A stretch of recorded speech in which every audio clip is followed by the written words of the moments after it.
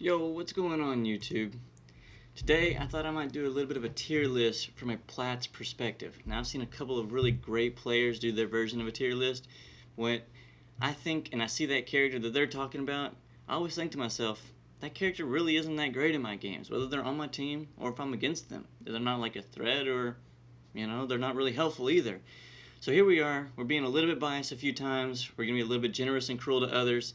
And I first off want to say that all characters in this game are currently in a pretty decent state, okay? So if they're in the right hands, they're going to be great. And if I put someone a little bit lower than you'd expect them to be, then just go out there, prove me wrong, have some great games. It's just my opinion. Otherwise, flame me in the comments. Anyways, let's get into it. Starting with Catalyst. Now, Catalyst, she has a few minor changes, right? She's able to see the next ring, but overall, she's kind of not changed much this particular season, but that still makes her a really good teammate. Now, she's a great team player, she's very disruptive, and her ult can actually give you a lot of great protection to either get off a res in a time of need or allow you to rotate from a small A to B area without being hassled too much. Maybe you just need to cross the gap of maybe a valley, maybe you just want to get from one building to the other. I know it's a little bit, some people would think it's a waste, but if you got a team trying to grief you when you're trying to rotate in, it's actually some solid cover. I don't want to just walk over the fact that I said that it gives you cover for reses. I found that all the characters that do res characters well, they really take advantage of having Catalyst on their team. And the disruptive portion of it, I always find if I'm against her, I'm constantly having to shoot her traps, to cross through doorways, to push through. She does a really good job of controlling the pace of the fight whenever people are trying to get aggressive. So I think she's really great, and overall, I think I would put her into the A tier. Now, Ash is coming up next, and when we used her, we tried to use her to the best of our ability, but we did use her as a substitute movement character. We used her to take the high ground, or push a team in a fight, or even get the heck out. I have ran into a lot less controller style players like Caustic, Watson, Rampart, and Catalyst. Those are the controller players that I'm talking about. Or not players, but characters, I guess, more than less. And I've run into more of the movement ones, such as, Octane and Mad Maggie or Pathfinder, things like that. Her trap allows you to take what they have as a big idea to come in and get a knock because they overcommit to it, and then they just get trapped, they get beamed, they go down, and you're allowed to take advantage of that. Now, these are the pros of which she has, but the cons is really, she doesn't really benefit from the assault class nearly as much as others, right? Like having, yeah, she has a little bit more room in her bag because of carrying less ammo or carrying more ammo. Great. Um, but it's not that great, to be honest, because she doesn't benefit from it. And in addition to that, the recons are now able to scan the beacons and basically nullify her passive a little bit. Now, the recons only get it for one at a time and only for a short duration, whereas hers is throughout the entire map, you know what I mean, the entire game. She's constantly seeing the little skulls pop up, but I found her to be extremely average. She's in a B tier. I mean, she wasn't down here in the I've been nerfed category or I'm just not feeling great. She just wasn't feeling amazing when I had her on my team. It was just kind of, we used her ult the most as a movement tool, and other than that, she was just kind of like an extra gun on the team. That was really it. Moving on, we got Bangalore. She has a lot of disruptive smoke. She can get some really clutch raises, protect your team, or even smoke the enemies so that you can allow to, push up or move away or however you want to do it. She does benefit from the assault class probably the most because she can get those digi threats for her and her team from the red bins. It's not guaranteed, but obviously anytime you get one, it's great because you have a Bangalore on your team. And then finally, with her having the assault class of where you can carry now 80 ammo per brick, you have a little bit more space in your bag, and you can use those for nades. The reason I mention nades for Bangalore is because her entire kit kind of pushes enemies into general areas, right? Whether it be inside of doors during her ult, whether it be behind cover because you've got smoke, so being able to throw those nades into the buildings and stuff like that to follow up after you've got them kind of cornered and trapped because they've continuously backed up. I mean, nades are actually really helpful here on Bang. At least that's what I've come up with. Anyway, moving on. after you got the nades and stuff out of the way, she's just an overall solid character. And I think that it's quite possible she could be S tier. She's probably above par. If there was an A plus tier, I could put her there. But right now, we're just going to drop her into the A category. But she could easily be S tier. She's the only assault character that I don't mind having on my team, because she can get out of sticky situations a lot easier than most characters by just getting that speed boost and using her smoke to her advantage. Moving on to Bloodhound. This is one of the most biased things I'm probably going to say this entire video, and I don't regret it one bit. I think y'all are really overlooking all the changes to Bloodhound. He's S. He's S+. Is there anything higher than S? This guy is fantastic. So anyway, that doesn't mean he belongs in F. Their rework to him was actually insane. So let's talk about it real quick. So anyway, when he's in his ultimate form, he no longer gets the lower cooldown to his scan. And everyone thought that that was a nerf. And it sounds like it is initially. But the White Raven has changed him or her dramatically, alright? If you scan a White Raven, you instantly get your scan back, which allows you to scan, well, instantly again. If you're following a White Raven around, then you can scan that White Raven every time and still have your scan available, potentially getting another scan in the direction that you're actually wanting it, as opposed to the White Raven. I have used this in the middle of a fight where I see a White Raven, I scan the White Raven, and I still have my scan to scan the team. Now, if you benefit from scanning the White Raven and in addition to that getting an enemy, that's even better, right? But you're able to get 6 to 7 scans off during their ultimate by just scanning White Ravens. Now, you think when you cast your ultimate, you get a White Raven instantly. Cool. You're chasing it, you get to the team, right? And by now you've already used 2 to 3 scans by scanning the White Raven over and over and over as you're following it along. Now, once you get to the team, once you get a kill, a White Raven pops up and on that box. So then you scan the White Raven. While you're still in the fight, you just scan it.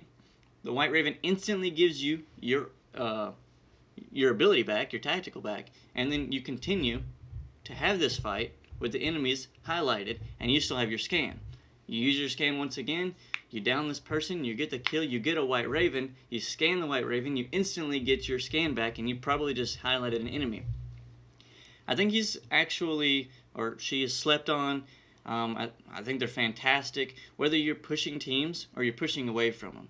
Now, they benefit from having the scout or recon class, you know, so that they can scan the beacons, they can see all the enemies. If you're a team with those sweaty people on your team that just want to push fights over and over and over, no matter what type of person you are, dude, you want a Bloodhound to be on your team. I'm telling you right now, this guy is good. He's goated, he's great, he's S tier. Let's move on. We got Caustic, and he is great at holding down buildings, but he's extremely average. And he's not overly strong. He can now see the rings in advance, but honestly, he really doesn't take that long to set up. It takes a couple seconds to throw a couple buckets out, right? So just rotate a little bit early. If you spend all your time camping in the next ring, then you'll lose out on the fights you could have had and the kills you could have had, and this is potential KP or RP, if you know, whatever. So the reason I don't see him any really better than C. I mean, he didn't get really any changes, and you can now destroy his buckets, which I guess is not good for him. I found that whenever I was pushing into his buildings, yeah, you just kick the door, you let the smoke clear, you just be a little bit patient, and he's just in there kind of just trying to stay alive until the door finally gets destroyed. You destroy his buckets, and he's just trapped in a corner. He wasn't great. He wasn't great, and he doesn't fight well on the outside, so he's got very niche moments. I didn't find him to be too strong. Moving on, we got Crypto. Now, Crypto is one that I would always had put a lot lower than I have him, okay? Crypto used to be, in my opinion, like straight up D, until they made it to where you can now throw his little drone instead of having to command it all the time. So he's a very solid pick this season. Obviously, he's still able to, res you from the res beacons from a safe distance. He can grab the banners. even even better, the way that they so the way that we used him was we would park his little drone right next to the beacon, and then we would chase after a team, or we'd hear gunfights and we'd start going that way. And once you get close to 200 meters away, you just scan the beacon from a distance, and then you get full information on where everyone's at, right? Obviously, they know that you're coming in a way, but they think you're way 200 meters away at the beacon. They don't realize that you're already right up on top of them. All right, so after you get through running towards the gunfight, and you pop the beacon, and we have all the intel we need. He is a little bit more of he is a little bit better if there were more controller characters in the meta. So if you find yourself running into Caustic and Watson, then he'll definitely go up. But I think it's a little bit generous, but I am going to put him in the B tier. I mean, he's actually really good. He can go up if there's more of the controller characters in the meta, but at the same time, he takes a lot of like micro decisions, and flying around his drone could also, put him down in the lower. So you have to get a little bit of practice with him.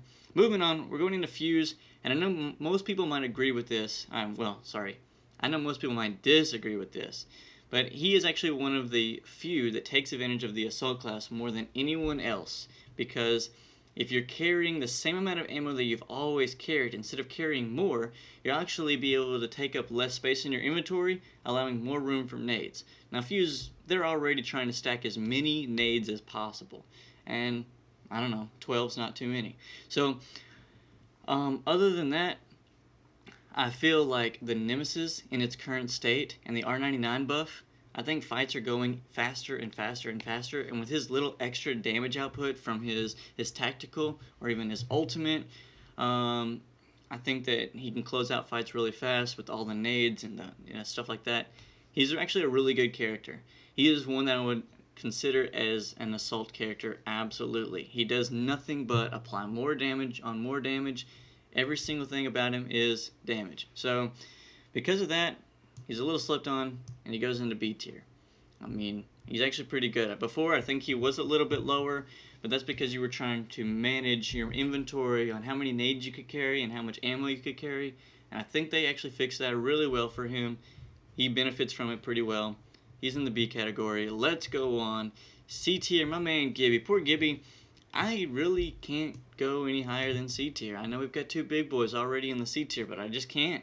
I admit, it's hard to lose your 1v1s when you've got Gibby, right? And he's really great at it, but he's kind of fallen down in favor. Newcastle's doing very similar to what he's doing, but he's doing it a lot better. So as far as protecting your teams and pulling those reses and stuff like that, winning his ones is all he really has to offer. I was hoping with them moving him to support, they would bring back his faster res while he's in his bubble and so forth. But I'm not going to use that as an excuse. He just doesn't really feel that great of a player. Maybe if they did make it to where he res faster and stuff, he would be a little bit better of a support. But right now, all he has for him is winning his ones. And even that, it's just not a guarantee, right? So, finally, we got Horizon. You're going to flame me in the comments, and honestly, I don't care. I don't care if you go up in your lift faster. If you're going to continue to miss shots because they lowered the accuracy, it just feels bad. I mean, yes, using her ult is a decent fighter starter. It's a little bit disruptive, and I know that there are many great Horizon players, but the character itself doesn't seem as good as some characters that would just help your team move around. And if I have to choose one skirmisher on my team, Horizon is just not my preference. So because of that, she's going right here next to Gibby in the C tier. And honestly, it was kind of close. Alright, I hate to tell you guys, but it was pretty close. She could have been down here. The only reason she's up here is because she does give your team that little bit of extra lift upwards. But again, she's not my preferred skirmisher. Moving on, we got my girl Lifeline. She did get a couple buffs this season, and they're very noticeable. Very noticeable. Her care package comes down so fast. It says 8 seconds, and probably if you put a clock on it, you'd be right? But it doesn't feel like 8 seconds. It feels more like 5. You call that thing down, you literally turn around, you loot a bin, you turn around, back around, and it's already landing. It's great. It used to be 14, so 6 seconds cut off. That's almost half, right?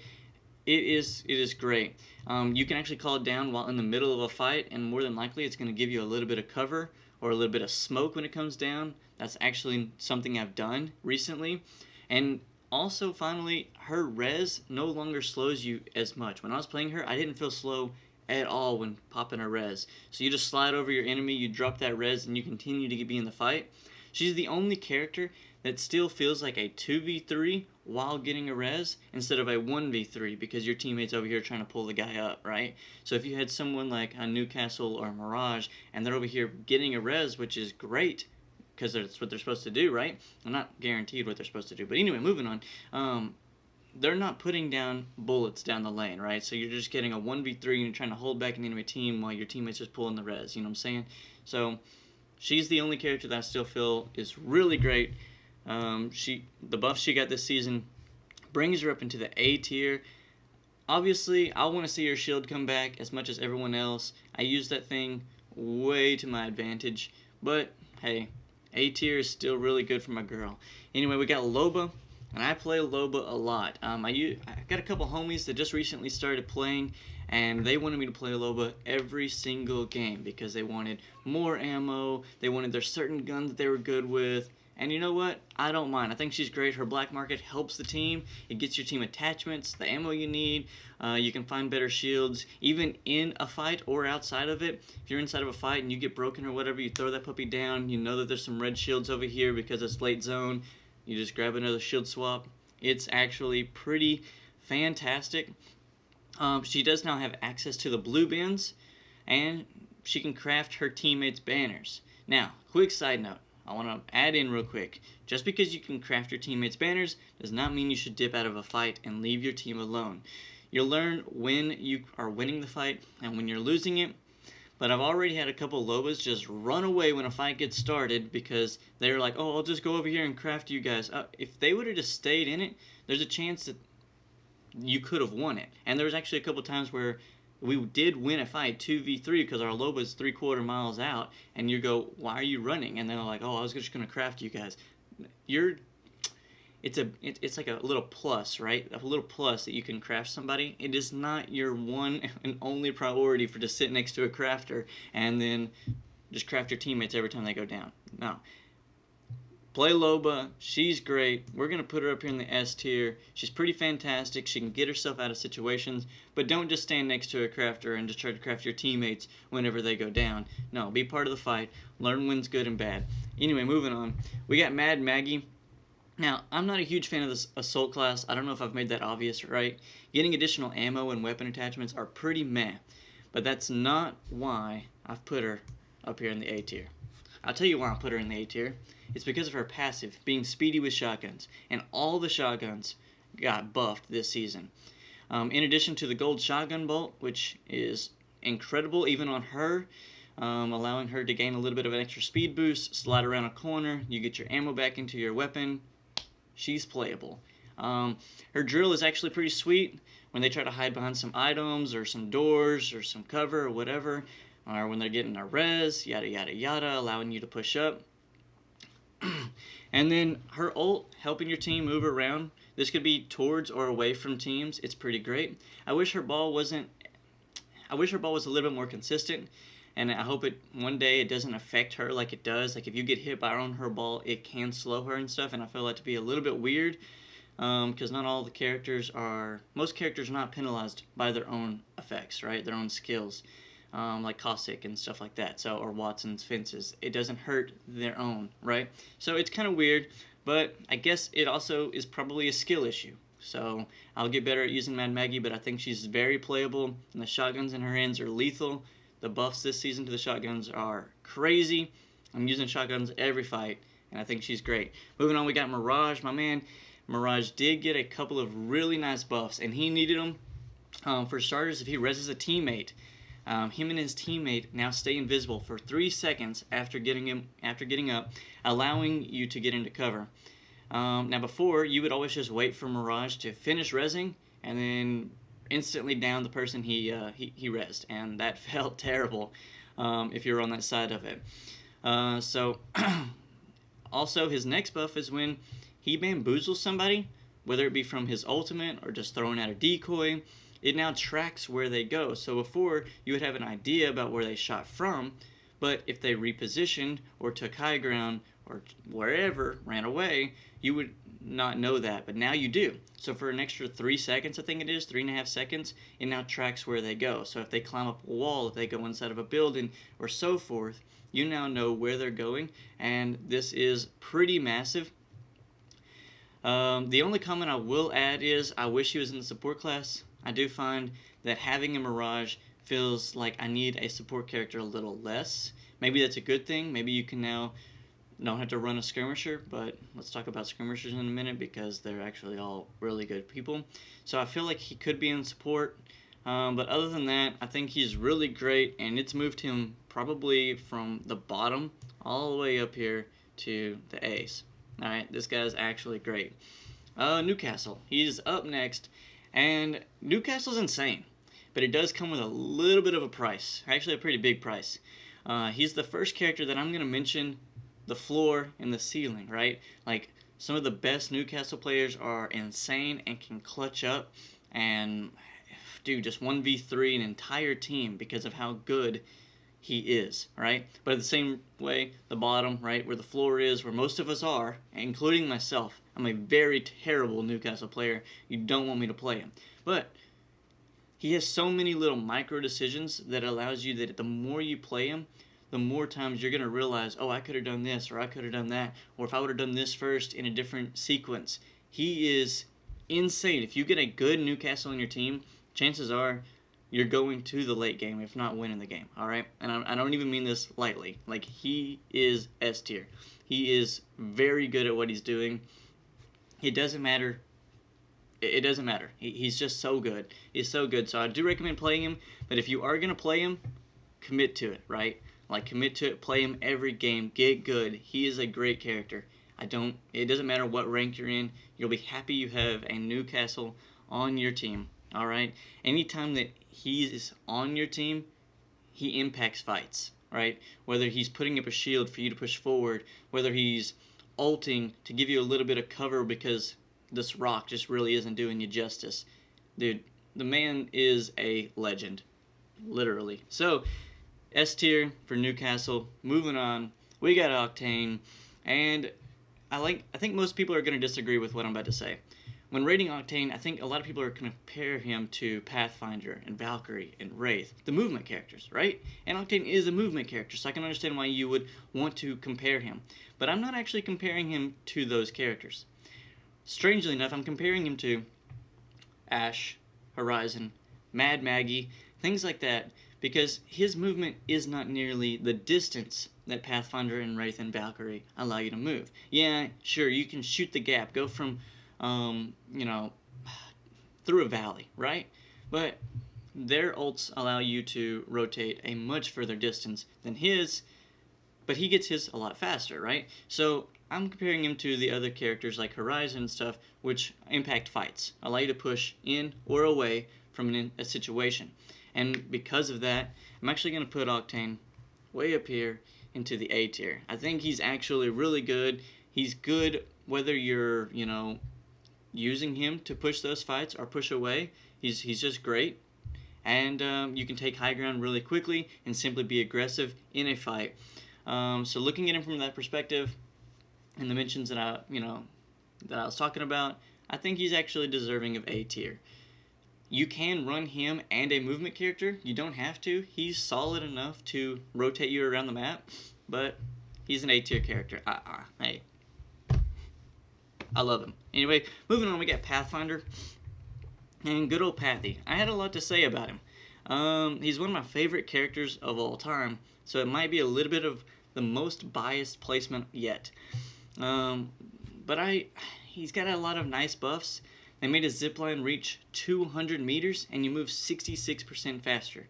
Because that's just a number, I'm going to give you an example. It's like moving on a zip rail in Broken Moon. It's great for rotating, and also I want to make a little side note to make up for the fact that he lost his previous passive of being able to scan the beacon and get his ultimate back right away. You can now actually scan a care package and get your ultimate back right away. And I found this to be very useful what I would do is I would throw down a zip, I'd be moving, and while still on the zip line that I just created, I could just look at a care package, scan it for the first time, and I would get my ultimate back immediately. I will say that unlike Octane's pad that can be destroyed, Wraith's portal that goes away, Valkyrie doesn't leave a trail to follow him, you can't take down his zipline, right? So this is the easiest way that the enemy has to follow you. You're like trying to run away, you throw up a zipline, the enemy's just going to jump on the zipline behind you. Yeah, try to shoot him off. 3v1 doesn't really work out when you're running away, alright? So he is kind of a little bit of a niche, you got to use it in certain situations, okay? And I fear it's only a matter of time before people start to adjust to the new speed of the zipline, and you start getting beamed while you're flying off of it anyway, and that never feels great. But for now, I'm going to put your boy up here in A tier, where he belongs for a short period of time, because everybody loves ziplines, and he's a happy smiling robot, right? So next we got Rampart. Rampart's one of the few controller characters that I feel is actually using the ring console the most. Alright, her shields take a little bit while to get set up, but unlike Watson and Caustic Traps where they just can instantly build a fortress inside of a house, Rampart takes a little bit of time. So I'm going to put her up here in the B tier because I do actually think she's really good, but it's not because of her being able to scan beacons. It's because of the extra damage that you get from her shields. Now, I know it's a little bit small, but with the Nemesis being so strong and the 99 buff, the damage potential is really unmatched right now. I feel it's a little bit slept on, and maybe B is a little bit generous, but if you have a Rampart on your team, take advantage of the little extra damage that you get from her shields. You'll find yourself downing more and more teams. Like, it's crazy. It is insane. If they push inside your building, you got a little bit of a fortress built up in the corner, you're just going to melt them with a 99. It's crazy how much damage the 99's putting out through her walls. Try it out if you haven't already. Next, we've got a Rampart. I'm sorry, I already did that one. Revenant. And I actually forgot who this was for a split second. I'm just kidding. Look, I don't have a lot to say about him. I think he benefits from the Assault class the least. He didn't get any changes or buffs, and he wasn't insane to begin with. His ultimate can swing fights. So if you do decide to play him, try using that extra space that the ammo has created to run some ult accelerants. And try ulting in every fight to maximize the benefits. I can try and argue that his silence is disruptive, potentially a little bit of cover if you want to try to get a res off. But play with or against him, I just don't feel really well, and something just feels off. Maybe in the comments, let me know down below what changes you think could improve him. But other than that, he's going in D tier. He just didn't do a lot, right? We had a good time when we were revolting and just pushing a fight, and it just feels good. But it also didn't feel strong. Like, I felt like we were going to win the fight anyway. You know what I mean? We just played a little bit differently. So anyway, next we got Seer. I might have to retire after putting Seer in this place, which is a little early in my career. But when making this list, I found myself quoting everything I just said about Revenant. He doesn't get extra space from the ammo, but I still want you to carry a lot of ult accelerants, because I felt like he was only used for two reasons. You either need to ult on Seer and just have your ult bubble up as much as possible, or you're using his scan to stop reses. And that's literally it. With all the nerfs he has received, I think they finally pushed it a little bit too far. I think they're nerfing literally both his tactical and his ult every single time, and it was a little bit too much.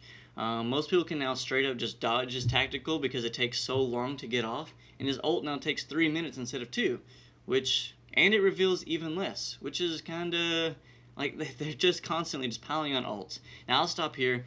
I don't think he's nearly as good as the other scan options. Cough, cough, Bloodhound. He's great. Let's put him in the D tier and let the hatred begin.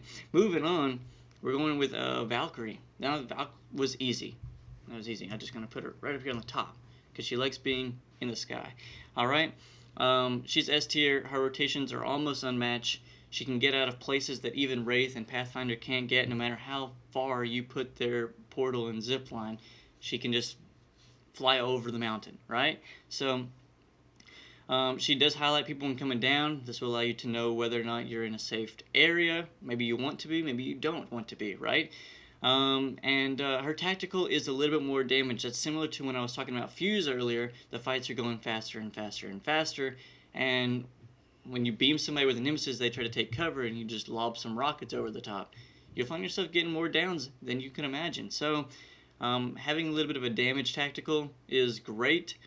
Now, I do realize her jetpack got a little bit of a few adjustments. After playing her, I still think that it'll take a little bit of boost management to know when and where you can go. You know, like if you, obviously you're trying to use it just to take high ground, just to get from point A on the ground to point B on top of a building, right? So you're not trying to fly away with her tactical. I'm sorry, not her tactical. I mean her jetpacks. But if you just have a little bit of boost management, it's not really that much of a nerf at all for her. I think she belongs in S tier. No matter who you're playing with, friends or randoms, they will appreciate having a Valkyrie on their team. She's really great. Moving on, there's nothing more to say. Vantage.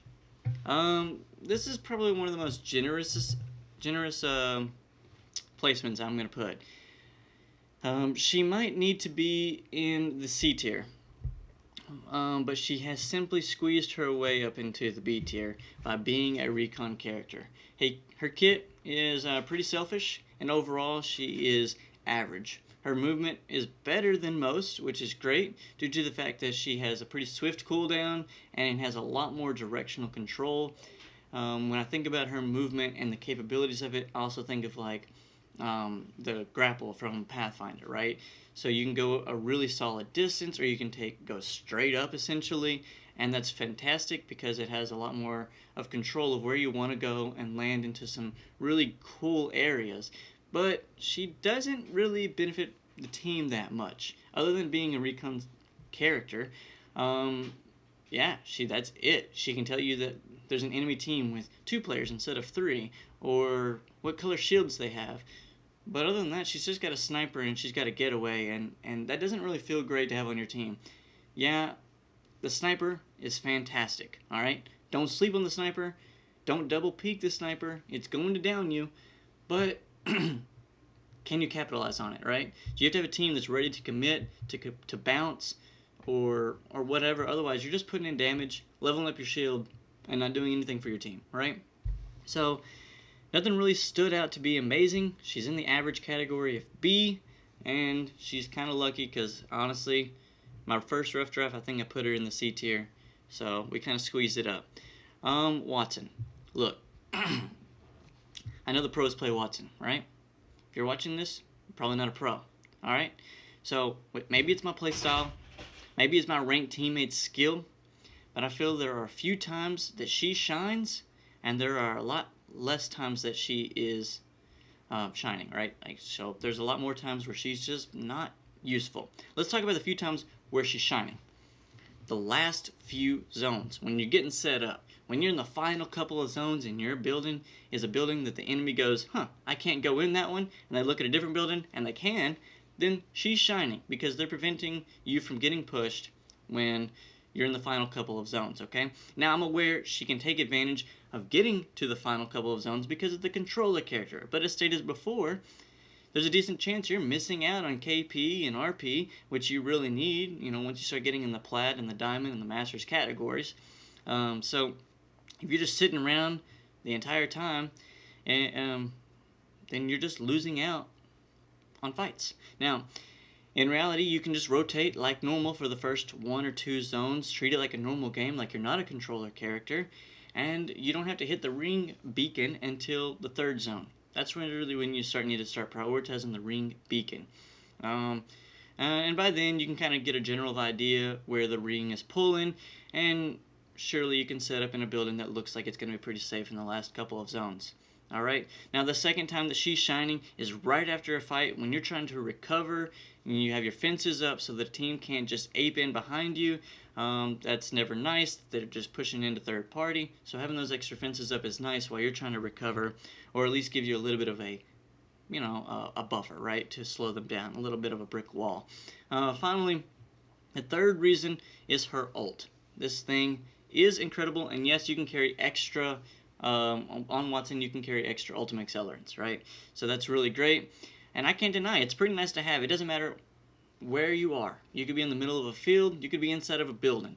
Having her ultimate is nice, but it's not nice enough for me to change her mind. She has a lot of micro decisions. So just like Newcastle, there's a huge floor and a huge ceiling, and some Watsons are incredible, and the other 99% are very below par. This is generous of me to put her in the C tier, but that's where I'm putting her. She is not average.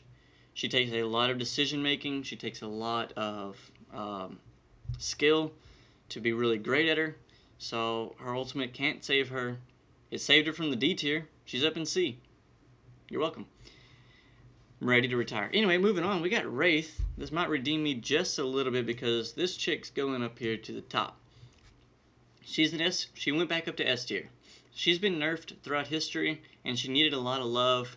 She didn't get as much as people had wanted or as much as we expected, but they changed her ultimate, and that has made her well overplayable. Now, although we knew she's going to be making a comeback, this season's it. I mean, her ult goes from 76 meters to 152, aka double the distance. Just easy math, right? And at first I didn't realize how far double was until afterwards. Then I was blown away the potential that her rotation could give a team. But then I thought, while she's using it and your team's over here getting shot, it's a 2v3, it's going to take her forever to run the double the distance. But you know, they took that into account. They make her run faster while portaling away. The further the portal, the faster she runs. And therefore, it really doesn't take nearly as long as you would think by making her run a double length portal. Now, her tactical, to be able to get her out of sticky situations and her able to help your team rotate, she's sure to help the team stay alive a lot longer into the later games of the match, getting you that RP you need. And also her portal closes a lot faster. It's 45 seconds instead of 60, which allows the team a lot less likely to be able to follow you. You know what I'm saying? And if they are, they need to do it instantly, and they can't wait on it, right? So you're able to turn around, wait for the team to see if they follow you, and then you can rotate away if you need to. Anyways, this was it. This is what a biased tier looks like for a Platts perspective. You can comment down below any changes that you might make. Just make sure you leave why.